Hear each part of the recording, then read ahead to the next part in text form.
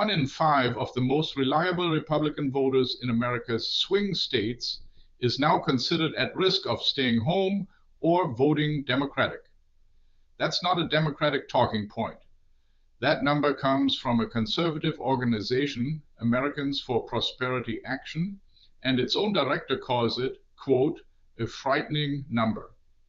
From Berlin, this is the kind of story that makes you tilt your head. American politics runs on the assumption that the base is the base, loyal, motivated, guaranteed to show up. That's the whole machine. So when the conservative movement's own field data starts whispering that even the faithful are wavering, an outsider notices the crack in the foundation before anyone in Washington wants to say it out loud. Here's what the polling actually shows.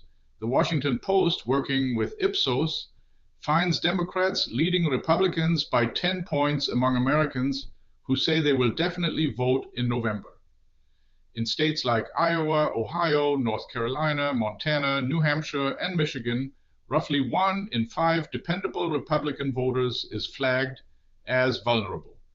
Door knocking, focus groups, and surveys all point the same direction.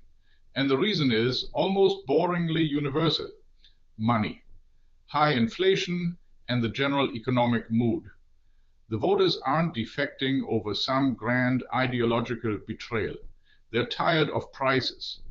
This is the same complaint you hear in a supermarket in Munich or a bakery in Lyon. The difference is that in America, it may quietly hand control of Congress to the other side. The most striking detail is who's cooling off. The group with the lowest motivation, according to the data, is men under 40.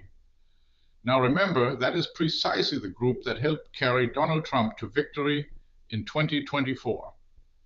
The young men who were sold as the future of the movement are, less than a year later, the least likely to bother showing up. From the outside, that's a remarkable turnaround for a coalition that was supposed to be the story of the decade. The backdrop makes it sharper.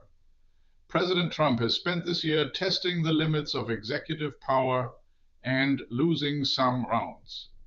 A federal appeals court in Boston just declined to revive his plan to charge $100,000 for new H-1B work visas, the program America's technology firms rely on to import skilled talent. The judges said his administration hadn't shown it stayed within its authority. Employers used to pay a few $1,000s. Trump wanted to multiply that by 20. The court said, not so fast. Meanwhile, measles infections have climbed to their highest level in 35 years, in a country that officially eliminated the disease back in the year 2000. Vaccination rates have slipped below the threshold for herd immunity, and the health secretary himself has repeatedly pushed the scientifically debunked claim linking vaccines to autism. So picture the full scene from Berlin. A president stretching the law and getting checked by his own courts, a returning disease. And now his own base, and especially the young men who put him there, looking at their grocery bills and quietly reconsidering. Loyalty, it turns out, has a price. And in America, right now, the price of everything is exactly the problem. That's the view from here. What does it look like where you are? Drop it in the comments and subscribe for the perspective American media won't give you.